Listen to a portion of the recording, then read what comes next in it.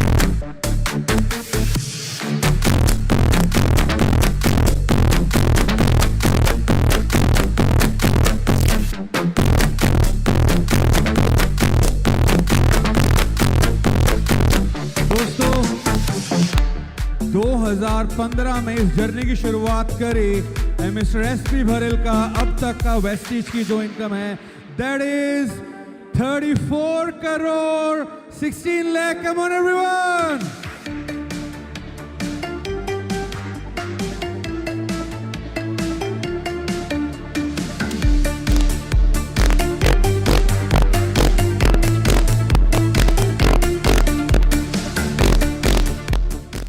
2015 बाली साहब के साथ पहली मुलाकात।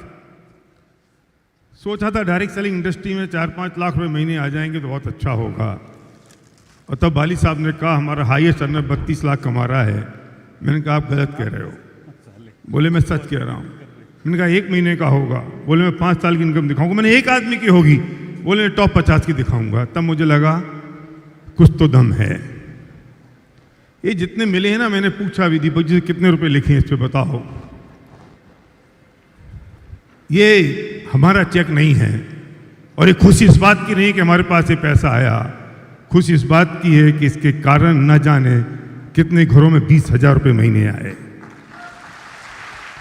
कितने घरों में 50,000 रुपए महीने आए। मैंने देखी है उन माँ की आंखों में आंसू और चुचाती हुई छत। मैंने देखी है उनकी खुशियाँ, उनका जज्बा, और किसी स्कूल की फीस भरता हुआ बाप, क्योंकि वो कहता है कि 10 तारीख को वेस्टीज से मेरी इनकम आ रही है। मैं मेरे लोगों से कहता हूं कि तुम्हारे 10 लाख रुपए महीने की इनकम मुझे इसलिए नहीं चाहिए क्योंकि तुम्हारी बड़ी कार आ जाएगी, वो तो आ ही जाएगी, पर तुम्हारी 10 लाख रुपए महीने की इनकम इसलिए चाहिए कि न जाने कितने घरों में 20,000 रुपए महीने आएंगे। मेरे लिए वो 20,000 किसी के, 50,000 किसी के ज्यादा इंपॉर्टेंट हैं, क्योंकि उसके घर में खुशियां आती हैं। मारुति से मर्सिडीज पहुंच जाएगी, बहुत अच्छी बात है, अपने आप पहुंच जाएगी, पर न जाने तुमने कितने घरों में बाइक तुम्हारे माध्यम से आई, कितने घरों में स्कूटी तुम्हारे माध्यम से आई। ये सबसे इंपॉर्टेंट है। और मैं इसका कारण एक बोलना चाहता हूं। आज इस मंच पर वाली साहब बोल रहे थे बार बार माइंडसेट, और हम भी $1 बिलियन माइंडसेट की बात कर रहे हैं। इसका इस सारी सफलता का एक ही कारण है कि मैंने पहले दिन से जब 99 में इंडस्ट्री में आया अपना माइंडसेट एंटरप्रेन्योर का रखा, बिजनेसमैन का माइंडसेट रखा।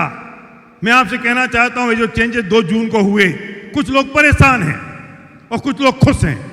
परेशान वो हैं जो जॉब मेंटेलिटी में हैं, परेशान वो लोग हैं जो अभी भी ये सोच रहे हैं कि मैं किसी की नौकरी कर रहा हूं, परेशान वो लोग हैं जो ये सोच रहे हैं कि मैं कंज्यूमर हूं।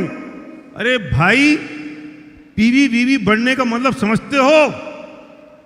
तुम इन्फ्लेशन प्रूफ हो गए हो। देश की कंडीशन खराब है।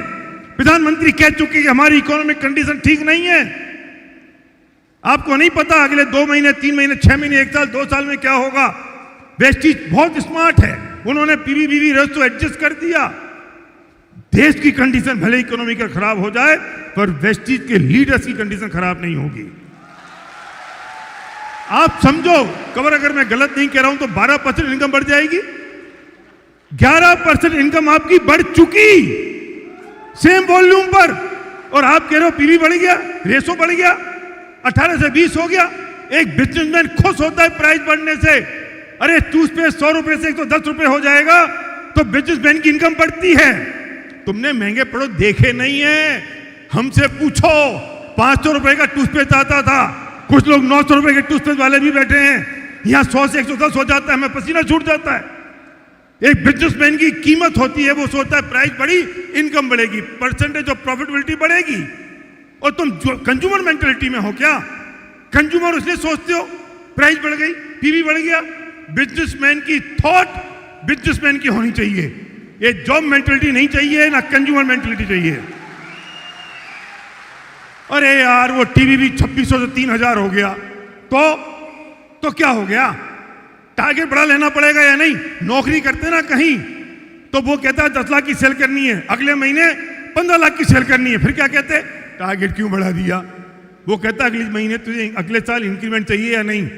सूरी साहब आपको इंक्रीमेंट मिलता था ना जॉब में, तो टारगेट करने पड़ते थे ना।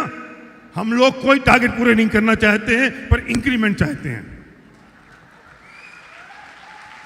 हम सबको इनकम ज्यादा चाहिए और वॉल्यूम कम करना है।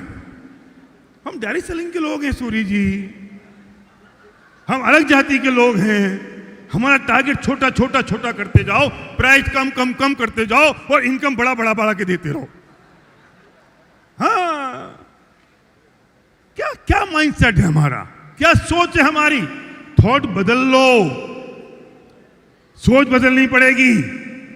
और ये सोच जब बदली जाएगी, एंटरप्रेन्योर की सोच होनी चाहिए।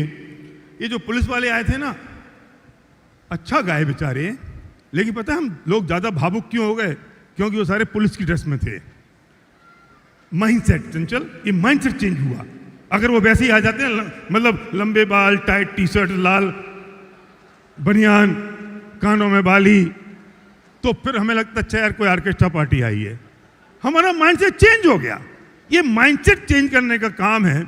हम आज से बिजनेसमैन हैं, बिजनेसमैन बने रहेंगे। कोई भी टारगेट और गोल होगा हम अचीव करेंगे। अरे वो टीवी भी 3000 पे हो गया ना, 3000 पे हो गया, 3000 पे वो टीवी भी तो हुआ ना 3000 पे।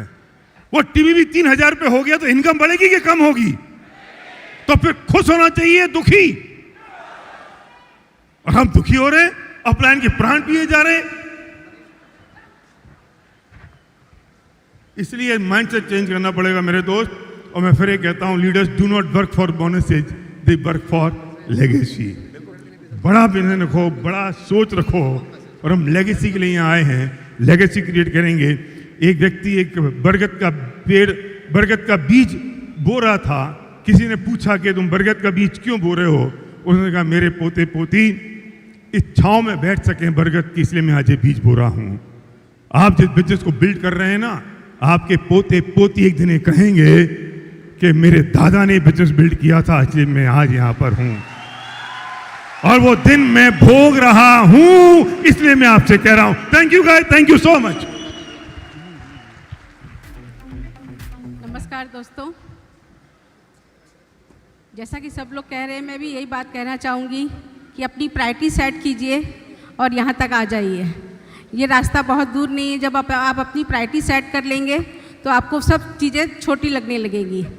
मैं यही कहूँगी कि सपने पूरे होंगे नहीं, सपने पूरे हो रहे हैं। Thank you very much. मेरी आंखें बिल्कुल ठीक हैं, पर मुझे पता नहीं क्यों ये चेक मुझे 35 का नहीं 700 करोड़ का दिखाई दे रहा था। जो समझ गए उन्होंने ताली बजा दी, क्योंकि दोस्त पिरामिड कहने वाले कान खोल के सुन ले। एक को 35 मिला है, पूरी टीम में 700 करोड़ बटा है, इसीलिए यहां पर एक आदमी खड़ा है। लंका होकर आए हैं, और रामायण की बात ना करें तो क्या खाक लंका होकर आए हैं, क्योंकि बिना टीम के तो भगवान राम भी लंका जीतकर नहीं आ पाए थे। ये सचमुच टीम का बिजनेस है। पूरी टीम ने ग्रोथ की, तब जाकर एक एक व्यक्ति का सम्मान यहां पर होता है, पर निर्णय एक आदमी लेता है। मैं 1857 में जाना चाहूंगा। 10 साल पहले इसी मंच पर, इसी स्टेडियम में मैंने ये बात कही थी, आज दोहराना चाहूंगा। 1857 में क्या हुआ था? एक आदमी खड़ा हुआ था। हम 1947 में आजादी जिन्होंने दिलाई उनको तो याद कर लेते हैं, पर 90 साल पहले नहीं जाते। 90 साल पहले एक आदमी खड़ा हुआ अंग्रेजों को इस देश से वापस भेजने के लिए। वो खड़ा था, सामने हजारों की सेना थी अंग्रेजों की, पागल नहीं था वो, उसे पता था हजारों की सेना के सामने वो टिक नहीं पाएगा।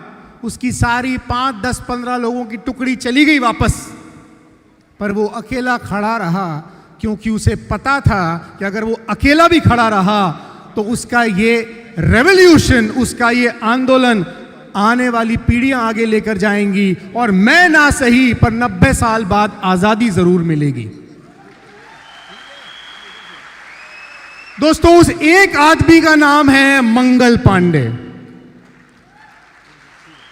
आज अगर आप ये निर्णय लेते हैं कि आपके परिवार की आर्थिक आजादी के लिए आप खड़े हो रहे हैं, तो हो सकता है कुछ चैलेंजेस आपके सामने आए, पर दोस्त फिर भी खड़े रहना, क्योंकि आने वाली पुश्तें इस बिजनेस को आपके साथ आगे लेकर जाएंगी, और जब वो आगे लेकर जाएंगी तो पूरा परिवार वो आर्थिक आजादी भोगेगा, और ये होगा एक एक परिवार के साथ। बस जरूरी है खड़े रहना, क्योंकि 1857 में एक आदमी खड़ा रहा, आज इसलिए 2026 में पूरा देश खुली हवा में सांस ले रहा है, आजाद हवा में सांस ले रहा है।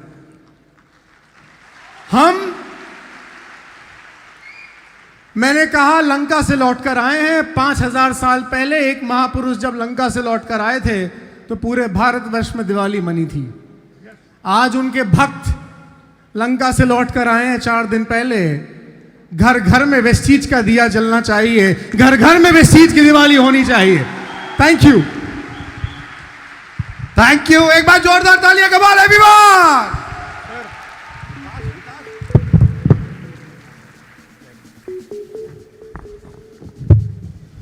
दोस्तों जोरदार तालियां बजती रहनी चाहिए। कम on everyone.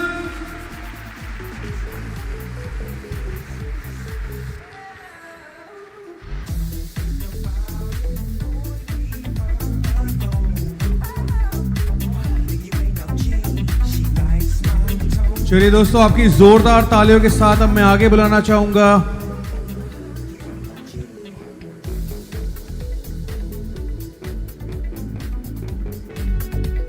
Come on guys, तालियां बजती रहनी चाहिए। कम ऑन एवरीवन।